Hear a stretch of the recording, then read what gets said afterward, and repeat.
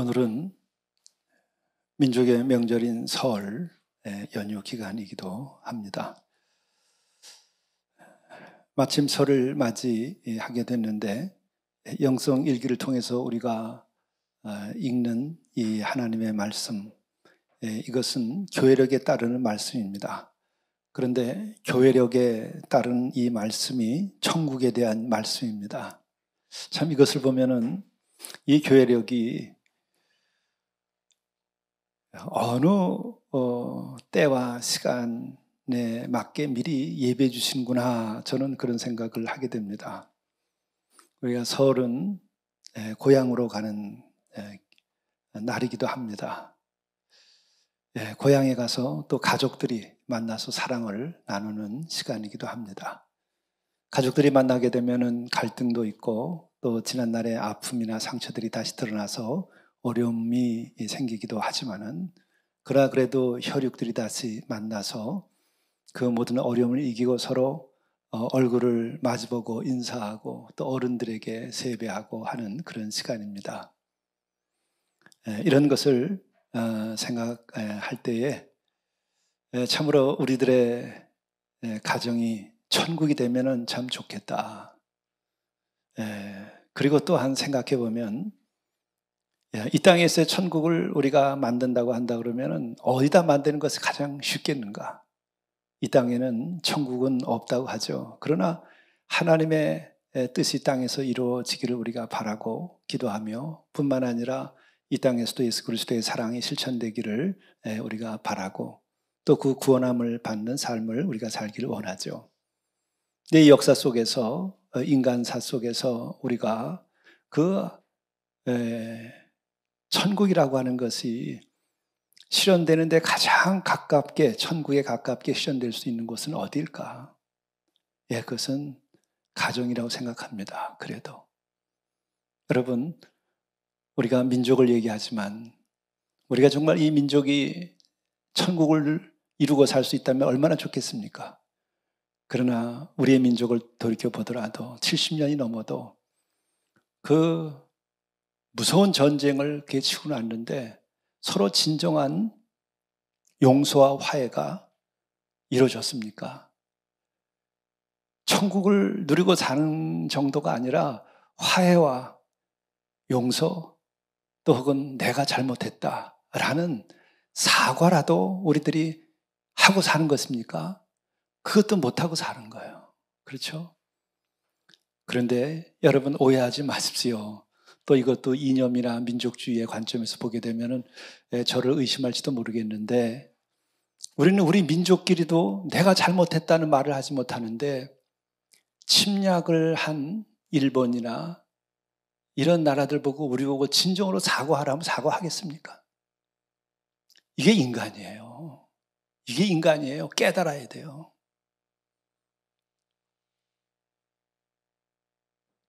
침략하고 짓밟았으면 사과해야죠. 당연하죠. 그리고 같은 민족끼리 몇백만을 죽였는데 또 1000만이 넘는 사람들을 이렇게 그 전쟁 속에서 어려움을 끼쳤는데 서로 자기네들이 옳다고 또 거짓말까지 해가면서 역사를 왜곡해가면서 외쳐대는 것을 볼 때에 여러분 안타깝지 않아요? 인간이 그래요. 이럼에도 불구하고 그래도 가정에서의 서로 간의 용서와 또 내가 잘못했다고 말하기는 좀 더 쉽습니다. 그래도 직접적으로 혈육이기 때문에 또 함께 살고 있으니까 또 극단적인 경우도 있습니다만 그래도 사랑했던 날들이 있으니까 그것을 근거로 해서 우리가 사랑했었는데 또 살다 보니까 사랑하지 못해서 우리가 어려움도 서로 주고 너무나 힘들고 또 우리들이 부족하기 때문에 서로 상처를 주었다. 그러니까 서로 미안하다 소리를 할 수 있어요. 천국이 이루어지는 데에는 예수님께서도 분명하게 얘기하신 거예요. 회개하고 용서하라는 거예요. 누가 회개해야 돼? 누구나 다 회개하라는 거예요. 그래서 예수님이 오시자마자 회개하라 천국이 가까웠다 이렇게 얘기하셨어요. 천국이 되려면은 다른 방법이 아무것도 없어요. 무조건 해야 될 것이 회개예요. 그래야 천국이 임하게 되는 것입니다. 그리고 또한 회개를 왜 하라고 그랬을까? 또 회개를 하게 되면은 회개의 과정에서 무슨 일이 벌어지죠? 제 탓이요. 제가 잘못했습니다. 제가 잘못했습니다. 제 탓이요가 나오게 돼 있어요. 그랬을 때 어떤 일이 벌어지냐면 하나님 앞에서는 용서를 구하고 또 서로 간에는 용서를 하게 되는 거예요. 천국은 그래서 회개와 용서를 통해서 이루어진다는 것이 예수님의 말씀이에요. 그리고 이거 외에는 예수께서 더하지도 않고 빼지도 않고 아무 얘기 안 하셨어요. 딱 오셔가지고 하신 얘기가 복음 전체를, 성경 전체를 두고 하신 말씀이에요. 회개, 천국 이거예요. 우리 한번 생각해 보면 여러분, 천국보다 더 좋은 게 어디 있어요? 또 그 천국이 여기 있다 저기 있다가 아니라 우리 안에 있다고 이미 예수께서 얘기하셨어요. 시간을 초월하고 공간을 초월하는 겁니다. 물질과 영의 세계를 초월하는 거예요, 천국은. 그래서 너희들 안에 있다고 그리고 또 미래에도 있다고 하시는 것이고 죽어서도 가는 곳이라고 그리고 뿐만 아니라 오늘 여기서 그것이 이루어진다고 얘기하시는 거예요. 그때는 하나님의 통치를 말하는 거예요. 하나님의 통치는 사랑의 통치고 의로운 통치이고 용서와 그리고 은혜의 통치예요. 그것은 뭘로 확증되느냐? 예수님이 오셔서 심판자가 심판을 받지 아니하고 심판의 말씀을 하되 어미로운 심판 가운데에서 그 죄에 대한 대가를 내가 진다고 그런 거예요. 그게 예수는 그리스도라고 하는 고백이에요. 놀랍지 않아요? 율법과 인간이 지켜야 될 도리에 대해서 조금도 흠을 내지 아니하고 어미로운 심판을 가하되 우리 머리털까지도 다 세신다고 그러잖아요. 그러면서도 그 대가를 당신이 지시겠다는 거예요. 그게 사랑인 거예요. 그게 참 아버지죠. 그렇죠. 진정한 어머니, 진정한 모성, 진정한 아버지, 진정한 부성은 뭘겠어요? 자식을 잘못했을 때 잘못했다고 지적하거나 가르치거나 쳐야 돼요. 말씀으로도 칠 수 있고 매로도 때릴 수도 있는 거예요. 제대로 되라고. 그러나 마지막은 죽을 죄를 줬으면 죽이겠습니까? 작은 죄는 야단도 치고 회초리도 떼지만 죽을 죄를 진 것은 어떻게 하겠어요? 참 아버지, 참 어머니면 내 탓이요. 내가 죽어 마땅하다. 내가 죽어주마. 이렇게 되죠. 그것이 입증된 게 그리스도이신 거예요.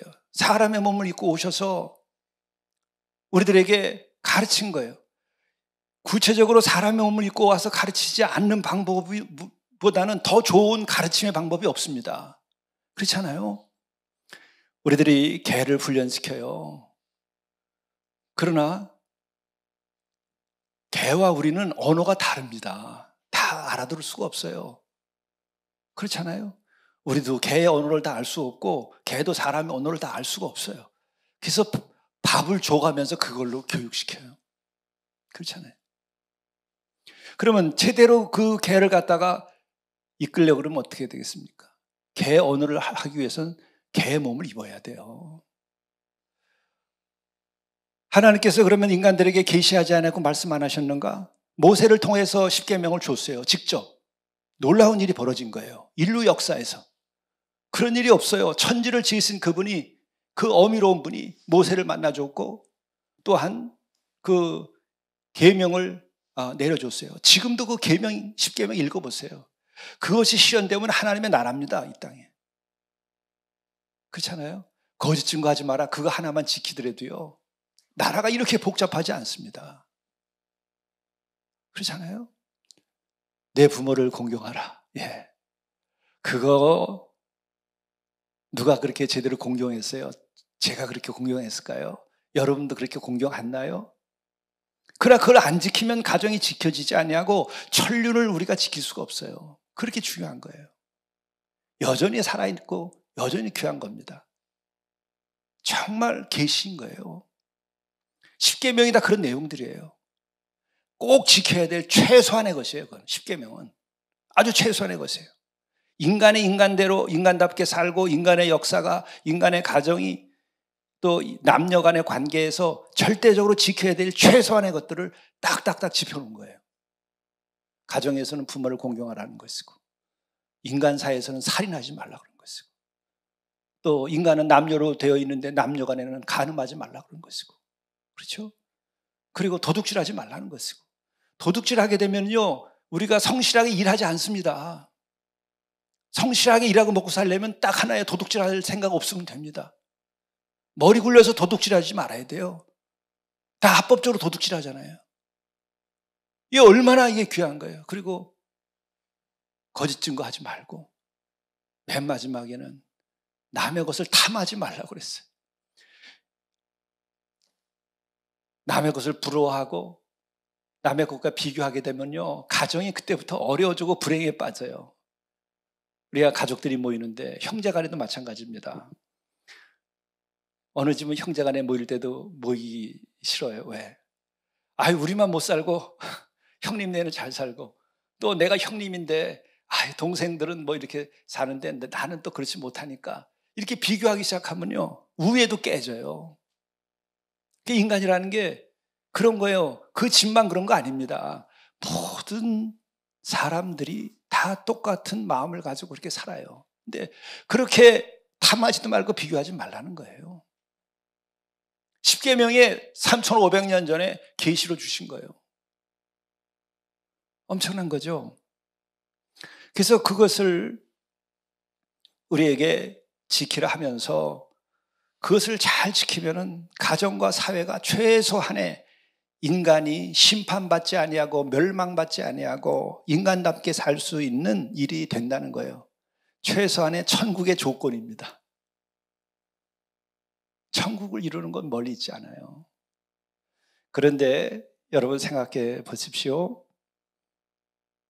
우리 개인의 지금까지 살아온 삶을 돌이켜보거나 우리의 민족이 지금까지 살아온 것을 보거나 인류의 역사, 동북아시아의 이 삼국이 쌓아온 전쟁의 역사를 볼 때에 여러분 그 십계명 지켰어요? 서로 약탈하고 도둑질했어요. 국가 간에도 그랬고 개인적으로도 그랬습니다. 그게 인간의 역사예요. 그리고 민족주의 관점에서는 다른 나라를 침공해서 약탈을 하고 도둑질을 하고 사기치고 살인한 것을 승리로 기념합니다. 적을 물리쳐서 많은 사람을 죽였으면 그게 전승탑을 세우고 기념을 해요. 살인범인데 십계명을 어긴 거예요. 살인하지 말라는 것을 어겼어요.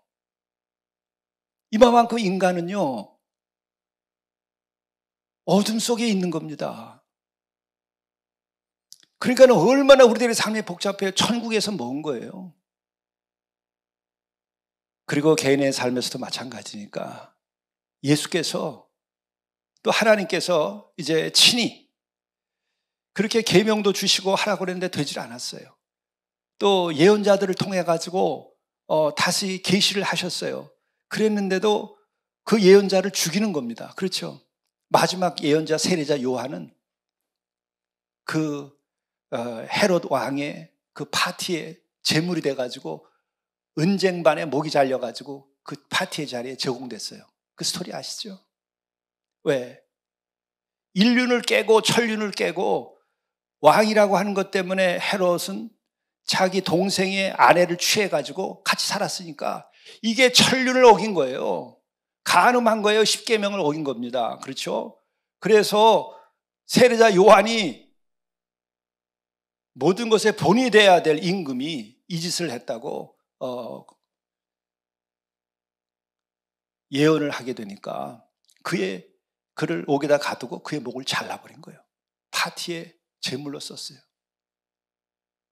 이게 인간의 역사예요. 그리고 이게 인간입니다. 이렇게 예언자도 죽이니까 직접 와서 가르칠 수밖에 없는 거예요. 얼굴을 맞대고 그랬는데 그 또한 예수님도 죽임을 당하게 되는 거죠. 근데 그 죽임이 모든 죄를 뒤집어 쓰는 죽임인 거예요. 그래서 그 심판을 할 그 심판자가 심판하지 아니하고 그 심판을 해야만 되는 거죠. 근데 그렇게 되면은 참 하나님 아버지의 사랑이 아니죠. 사랑이신 하나님의 그 근본이 흔들리는 거예요. 그러니까는 내가 그 모든 너희들을 지은 죄로 그 죄를 뒤집어 쓰시는 거예요. 그게 대속적인 죽음인 거예요. 이것을 통해서 인간의 하나님의 형상을 회복시키면서 동시에 그 천국이라고 하는 하나님 나라의 통치를 세우는 거예요. 회복시키는 거예요. 이게 기독교의 복음입니다. 바로 우리의 가정에서도 마찬가지예요. 역사에서도 이렇고 정치 속에서도 그렇고 인간의 가정에서도 이러한 우리 간의 그 갈등과 상처와 어려움들이 있는데 이것을 덮어서 우리가 없는 것처럼 넘어가면서도 갈 수도 있겠죠. 그래서 임시방편이에요.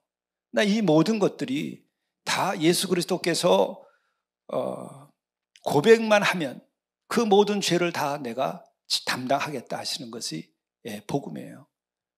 그렇게 될 때의 가정에서 천국이 임하게 되는 것입니다.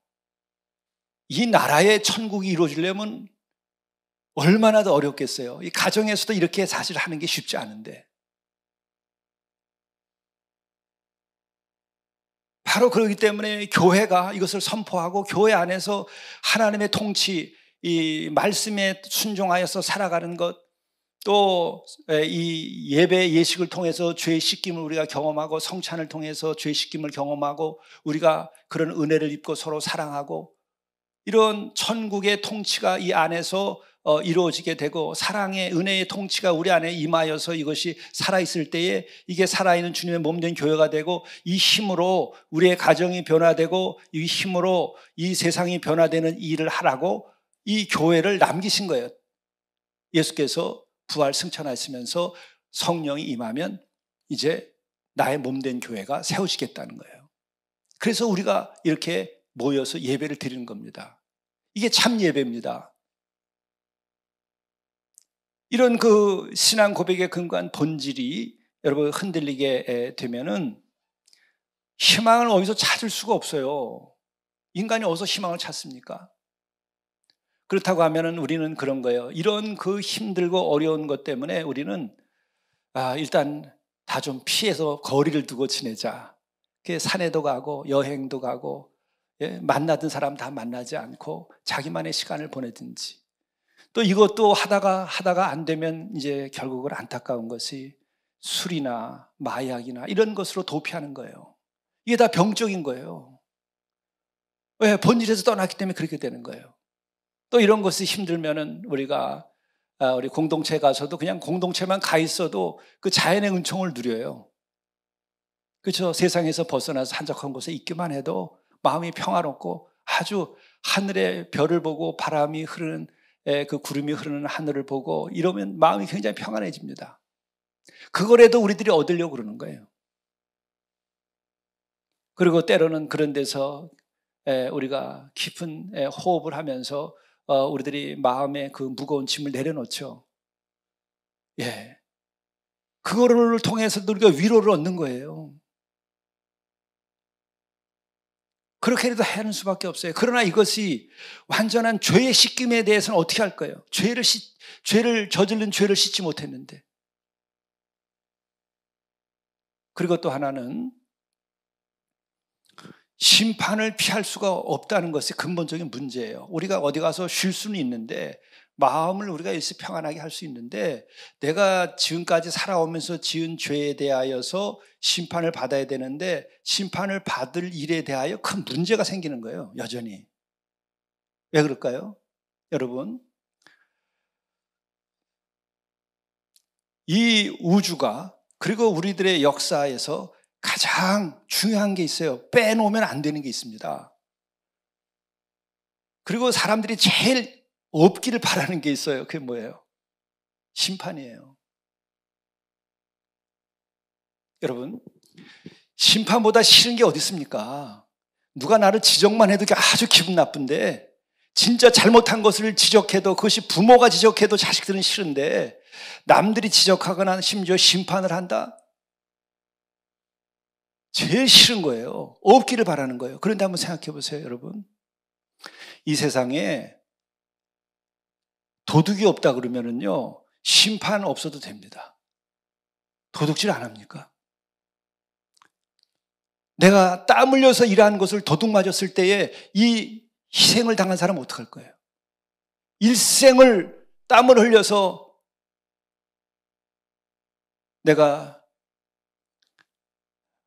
부를 이뤘는데 몽땅 사기를 당했다고 생각해 보세요.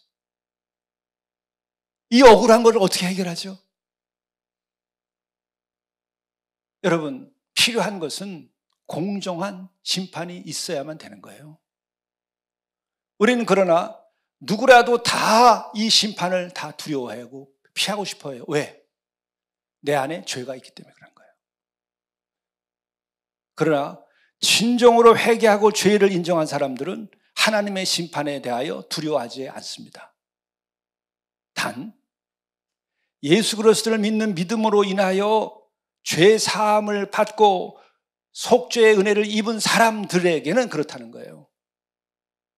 왜? 속죄의 은혜를 입기 전에 율법을 철저하게 지켰던 바울은 그 율법이 나를 죽인다고 그렇게 고백을 했어요. 율법은 사망이라고. 왜? 율법은 나의 옳고 그름을 분명하게 해주니까 죄의 결과는 사망이라는 거 알아서 오라 나는 공고한 자로다. 누가 나를 이 사망에서 건져낼까? 생물학적인 죽음의 문제가 아니고 더 근본적으로 자신의 죄에 대하여서 그렇게 고백을 한 거죠. 정직하면 그렇게 되는 거예요. 진실하면 그렇게 되는 거예요. 내가 다 씻을 수 있으면 괜찮아요. 바울도 루터도 자기가 씻으려고 노력했어요. 루터도. 그러나 자기가 씻고 자기의 죄에 대한 대가를 씻으려고 그 루터 같은 경우에는 그 100기단이 넘는 것을 무릎 위에 피가 나도록 기어 올라가면서 자기의 죄를 계속 씻어내려고 그랬어요. 안 씻겨지더라는 거예요. 그렇기 때문에 은혜로 구원받는다는 것을 고백하고 구원은 오직 은총으로 이렇게 외친 거예요. 그래서 종교개혁이 일어나고 성경의 본질로 돌아가게 된 겁니다. 그래서 우리들에게 있어서 가장 싫지만 가장 역사 속에서 필요한 것은 심판인데 이건 우리가 싫기 때문에 죄를 졌기 때문에 심판이 없기를 바라며 지금 없는 것처럼 살아요. 그러나 우리들이 구원함을 받으려면 이 심판을 우리가 받아들여야 돼요. 그 심판을 믿는 게 믿음이에요, 기독교에. 그리고 그 심판이 있기 때문에 대속적 죽음이 있고 그 심판이 있기 때문에 구원이 있는 거예요. 하나님은 살아계시다는 거예요. 하나님이 죽은 분이 아니에요. 주님은 부활하고 승천해서 가셨어요. 그리고 영원히 사시고 다시 오신다고 하는 게 오늘 말씀이에요. 그리고 생각해 보세요. 부활하고 나면 여기서 왜 살지 않고 떠나셨을까? 여기는 영원한 곳이 아니에요. 지구도 나중에 다 없어질 겁니다. 그리고 또 갈 곳이 있으니까 가시는 거죠. 갈 곳 없는데 가시나요? 갈 곳이 있으니까 가시죠. 그곳이 있으니까 당신이 말씀을 보게 되면은 사도행전 1장 10절에 보게 되면 그러죠. 제자들이 하늘을 쳐다보고 있을 때, 그때 어찌하여 하늘을 쳐다만 보고 있느냐? 11절에는 이렇게 하늘로 가심을 본 그대로 다시 오실 거다 이렇게 얘기를 한 거예요. 그 장면에 있었던 사람들이 그 소망을 가지고 선포하기 시작한 거예요. 예수님을 배반하기도 하고 부인하기도 하고 도망치기도 했던 이 제자들이 부활한 다음에 이렇게 승천하시는 걸 보고 다시 오신다고 하니까 그 오시기 전까지 많은 사람들을 구원해야겠다고 선포하기 시작한 거예요. 그래서 교회가 생긴 거예요. 여러분들이 창조주가 돼서 디자인을 한다 그러면 한번 여러분들이 어떻게 디자인을 할 건가? 우주를 한번 디자인할 거 생각해 보세요. 악을 저지르고 그래서 많은 선한 사람들이 희생당하고 또 도둑질을 하고 살인을 하고 예? 강간하고 그래서 많은 사람들을 못되게 해놨다고 그러면은 여러분들은 어떻게 디자인하시겠어요? 판결을 해야죠. 근데 여러분들이 진짜 사랑을 가지고 있다면 어떻게 하겠어요? 이 악을 저지르는 것도 내 자식이라고 하면 어떻게 하겠어요? 그거 버리겠어요? 구원해야지. 죄를 씻겨줘야죠. 그래서 차라리 내가 죽겠다고 그렇게 오신 것이 하나님의 사랑이에요. 내가 사랑하고 내가 전지전능하면 영원히 살 것을 만들겠죠. 나랑 같이 영원히 살자. 그래요. 그 영원한 존재가 계시고 영원히 살려고 그러면 어떻게 돼요? 영원한 나라가 있어야 될 거 아니에요? 그게 천국이에요. 그리고 동시에 이것은 우리 차원이 넘어서는 건데 공간의 개념만이 아니라 통치의 개념이에요. 천국은. 그 천국을 이루는 그 은혜와 그 사랑과 진리가 임하는 것이 또 천국이라고 표현하는 거예요. 성경에서는. 이게 기독교의 진리고 교리예요. 여러분들이 정말 전능하시고 사랑이 많은 분이 정말 사랑하는 한 존재를 지는다면 몇 년짜리를 만들겠어요? 우리가 지금도 강아지에게 정을 들여도요, 그 죽고 나면은 너무 힘들어요. 우리 소경이신 분, 안보 보신 할머니, 쪽방촌에 계신 분 돌봐드리잖아요. 지금 아주 그냥 무너져 버렸어요. 그때는 지난 크리스마스 때만 하더라도 제가 갔을 때 반가워하고 고맙다 그러고 저한테 돈을 줘주면서 목사님이 가져가라 그러고 막 이러시던 분이 기르던 개가 죽었어요. 그러니까는 그 마음이 무너져가지고 살기 싫고 먹기도 싫다 그러고요. 사람도 그 미물인 강아지를 사랑하면 그런 아픔이 있는데, 예, 완전한 사랑을 가지신 분이 자기가 지은 존재가 죄 짓고 죽어가고 심판받을 수밖에 없다 그러면 어떻게 하시겠어요? 여러분 어떻게 세상을, 우주를 디자인하겠어요? 인간의 역사를 어떻게 디자인하겠어요? 살려야 되겠다고 하겠죠. 또 내가 영원한데 그도 영원하게 되기를 원하겠죠. 나에게 영원한 집이 있는데 너희들은 새빵살이로 1000년짜리 왕국에 살다가 그다 없어져 버리는 걸로 험한 왕국을 짓겠어요? 다 내 집에 들어가고 그래서 영원한 집에 살라고 그러겠죠. 그거예요. 이게 이해되면 오늘 말씀이 여러분 그냥 쉽게 이해돼요. 천국은 마치 등불을 들고 신랑을 만지러 나가는 열처녀와 같다. 그런데 예수님께서 얘기하는 거예요. 천국이 있다는 거예요. 근데 천국이 오는데 그 천국은 비유를 갖다가 엉뚱하게 들어요. 천국이 어떻게 오느냐가 아니라 신랑을 맞으러 나가는 열처녀와 같대요. 우리 생에서 여러분 제일 행복하고 즐거운 축제가 뭐예요? 남녀가 혼인하는 축제가 인간의 역사에서는 제일 큰 축제. 그건 인종을 넘어서서 문화를 넘어서서 다 그래요. 그래서 이 신랑은 예수님을 말하는 거예요. 다시 오신다고 했으니까 그것을 기다리는 거예요. 그를 맞이했을 때의 천국의 그 통치와 사랑과 은혜가 임한다는 걸 말하는 거예요. 그래서 천국과 여기서 신랑 예수님은 일치가 되고, 신랑과 신부의 비유로 말하는 것은 죄사함 받고 구원받은 이들은 그 신부가 신랑을 맞이하듯이 또 신랑이 신부를 맞이하듯이 그런 마음으로 사랑으로 서로 기다리고 만난다는 거예요. 그러니까 구원받지 아니하고 죄사함 받지 아니하고 예수를 그리스도 고백하지 않은 이들은 이 신랑 신부의 관계처럼 예수님을 생각 못해요. 피차가. 그런데 여기는 지금 주를 믿는 교회 공동체를 두고서 하는 얘기죠. 그래서 그 주님이 오시는데 그 올 때에 천국도 같이 임한다는 거예요. 완전하게. 그러니까 너희들은 뭐를 준비해야 되냐? 기름을 준비하라. 그건 믿음을 준비하라고 하는 거예요. 바로 예수를 그리스도로 고백함으로써 내가 죄사함을 받고 구원함을 받았고, 그리고 그 천국의 그 나라와 또 천국의 통치와 그런 사랑과 은혜의 통치가 임하기를 너희들이 기다리라는 거예요. 그 기다리는 마음을 기름이라고 얘기하는 거예요. 그걸 충분히 가지고 기다리라. 근데 어리석게도 기름이 다 떨어져 버리면은 진짜 오셨을 때에는 너희들 못 모신다. 그러니까는 끝까지 믿음을 지켜라. 끝까지 예수를 그리스도로 고백하고 죄사함 받은 것에 대해서 고마워하고, 그리고 그 천국의 은혜를 계속 누리고 앞으로도 그날이 오기를 너희들이 소망해라. 그 혼인의 잔치가 이제 곧 올 것이니까 끝까지 기다려라. 그 얘기를 오늘 하시는 거예요. 근데 안타깝게도 여기에 어리석은 그 5 처녀로 비유되는 기름을 준비하지 못한 이는 준비가 안 됐어요. 그러니까 그 결정적인 때에 12절에 보게 되면은 진실로 너에게 이르노니 내가 너희를 알지 못하노라 하였느니라. 그 신앙 고백과 은혜를 잃어버리면 내가 너를 모른다. 그렇게 하게 되는 거예요. 그러면은 얼마나 매정하십니까? 그럴 수 있어요? 아니에요. 왜 그러냐?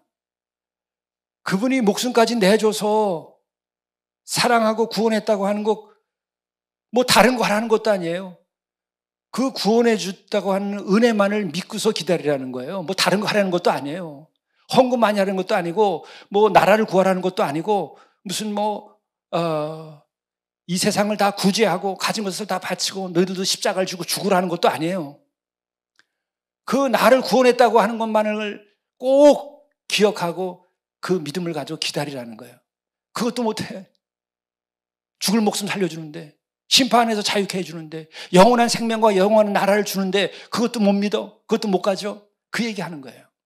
그 작은 겨자씨알 만한 믿음, 그것만 있어도 된다는 거죠. 그게 깨어있는 거예요.